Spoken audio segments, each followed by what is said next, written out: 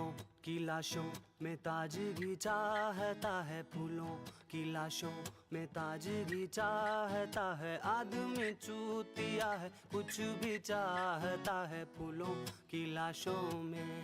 और भाइयों क्या चल रहा है? आ गया मैं एक नई वीडियो के साथ। माई सेल्फ साइम अयूब, क्योंकि घर वाले भी मुझे इतना ही निकम्मा समझते हैं। खैर, पाकिस्तान एक बार फिर इंडिया से हार गई है और इसमें कोई नई बात नहीं है। ये तो हमें फाइनल शुरू होने से पहले ही पता था कि हमने हार जाना है। 90-95% हमें श्योर था हार जाना है। बाकी जो 5% होप्स थी वो हमें मैच की तरफ खींच के ले आई। तो हम भी मैच देखने चले गए दोस्तों के साथ। तो भाइयों मैच स्टार्ट हुआ और 1 मिनट के लिए 21 वाला मैच याद आ गया। बिल्कुल वैसी ही स्टार्ट हुई थी हमारी। मोहसिन भाई शायद बिजी होंगे इसलिए वही पुरानी स्क्रिप्ट थी हमारी। खैर तो मैच स्टार्ट हुआ और 11वें ओवर तक हम फुल दबंग मोड में बैठे थे कि आज तो लास्ट 2 मैचों का बदला लेंगे। लेकिन फिर हमारी टीम ने कहा ये खुश कैसे हो सकते हैं। फिर जो उन्होंने पिच के बीच में हगना शुरू किया, ऐसा लग रहा था ड्रेसिंग रूम में गरम गरम बिरयानी आई है, इसलिए सब आ रहे थे और जा रहे थे। मतलब ऐसा कोलैप्स हम पाकिस्तानी टीम से एक्सपेक्ट कर सकते हैं। मतलब 11 ओवर में मेरे ख्याल से 115 रन थे, 105 सॉरी, और नेक्स्ट 9 ओवर में 41 रन। नहीं, ये क्या हरकत है। वहां से अगर रन बॉल भी खेलते तो इससे ज्यादा स्कोर हो जाना था, लेकिन नहीं, जो आ रहा है हवा में मार रहा है और आउट होके जा रहा है। एक तो पता नहीं इनको किसने बता दिया एग्रेसिव खेलने का मतलब हर बॉल में बस अन्ने वाला पाड़ दो, आएंगे ऊपर वाले का नाम लेंगे और बस हवा में बल्ला घुमा देंगे। Strike rotation was invented in 18th century, लेकिन हमारी पाकिस्तानी टीम स्टोन एज के जमाने की है। चलो मैं एक सवाल पूछता हूँ तुम लोगों से, इस एशिया कप में पाकिस्तानी टीम के किस प्लेयर के सबसे ज्यादा सिक्सेस हैं? चलो मैं बता देता हूँ। नंबर 1 पे हैं साहिबजादा फरहान 11 छक्के, और नंबर 2 पे हैं one and only no look master Saim Ayub, oh sorry Shaheen Afridi,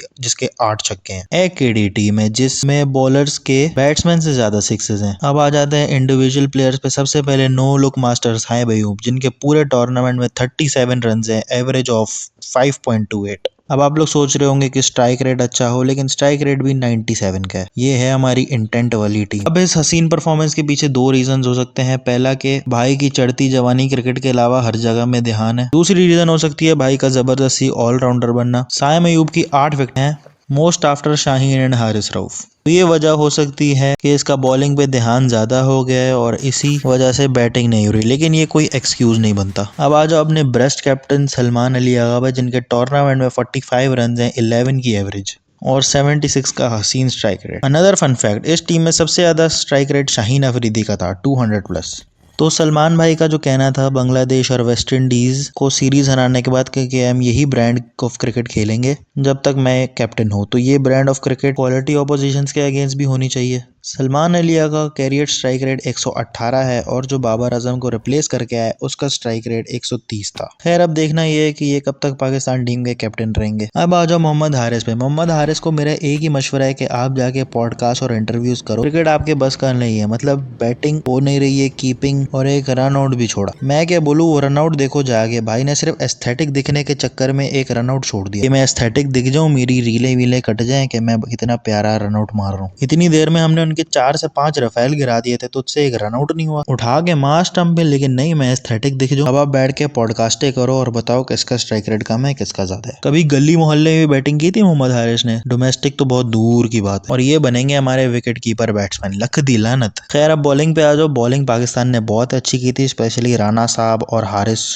Rauf ने, ओह सॉरी शाहीन अफरीदी ने। रऊफ भाई क्या कर रहे हो यार, 2 टूर्नामेंट बढ़वा दिए यार तुमने, ये वाला एशिया कप मिला के तीसरा। क्या चाह रहे हैं मेरे भाई, तुमने शिवम दुबे से छक्के खा लिए, शर्म नहीं आती? अब खुद को क्या जवाब दोगे? उनकी 3 ही तो वॉकिंग विकेट थी, उनका कप्तान संजू सैमसन और दुबे, और तुमने दुबे से ही छक्के खा लिए। जब इंडिया अपना पहला मैच जीती तो किसी को नहीं पता था इनके दिमाग में क्या चल रहा है। वो तो जब हमारे प्लेयर्स ने देखा कि मैच खत्म होने के बाद टीम इंडिया ने हैंडशेक नहीं किया, जो कि स्पिरिट ऑफ द गेम के अगेंस्ट है, और फिर अपने ड्रेसिंग रूम का दरवाजा ऐसे बंद कर दिया जैसे हमारी टीम ने अंदर जाके इनके प्रोफाइल गिरा देने। फिर इनके कैप्टन प्रेस कॉन्फ्रेंस में आया और अपनी विन उन्होंने अपने सोल्जर्स और पहलगाम विक्टिम्स को डेडिकेट करी, which is against the law. मतलब आप जाके प्रेस कॉन्फ्रेंस में पॉलिटिकल डिस्कशन नहीं कर सकते, और ये मैं नहीं कह रहा, आईसीसी का रूल कहता है। फिर नेक्स्ट मैच में अपने प्लेयर्स भी तपे हुए थे। फरहान ने सेलिब्रेशन की, हारिस ने फ्रेंड 6-0 का इशारा किया, और फिर इन दोनों पे कमेटी बैठ गई। मेरा एक और सवाल है, अगर इन दोनों पे कमेटी बैठी तो इंडियन कैप्टन पे क्यों नहीं बैठी? द रीजन इज जैसा, क्योंकि आईसीसी इस टाइम जैसा ही चला रहा है। अब इनका हैंडशेक और प्रेस कॉन्फ्रेंस वाला ड्रामा बता देता हूँ इन्होंने ऐसा क्यों किया। पहलगाम अटैक के बाद इनकी आवाम और मीडिया ने इनको डंडा दे रखा था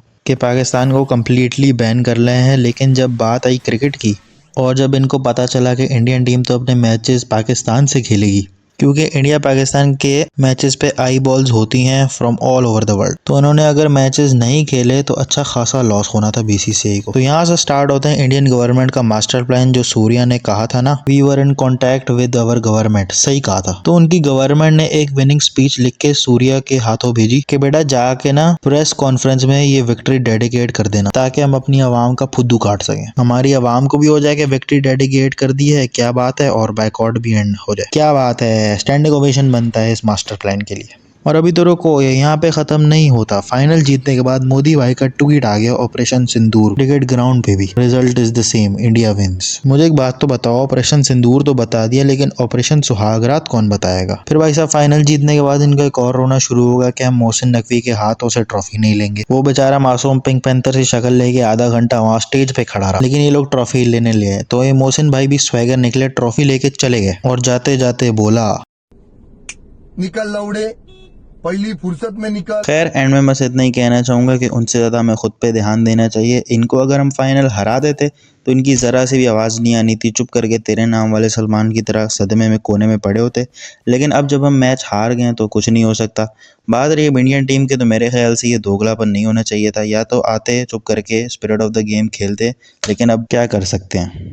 और अभी तो एक्टिव जंग नहीं है तो ये हाल है। इसकी मैं एग्जांपल देना चाहूँगा, during Kargil war world cup था और उसके इंडिया पाक वाले मैच में कोई ऐसी हरकत नहीं हुई थी। स्पोर्ट्स को स्पोर्ट्स की तरह लो, ये कोई साहस बहू सीरियल नहीं चल रहा जिसमें माँ जी को टाइम पे चाय नहीं मिली तो वो रुस के बैठ गई हैं। तो भाइयों आज के लिए इतना ही, मिलते हैं अगली वीडियो में, तब तक के लिए लाइक शेयर सब्सक्राइब कर देना। Okay bye.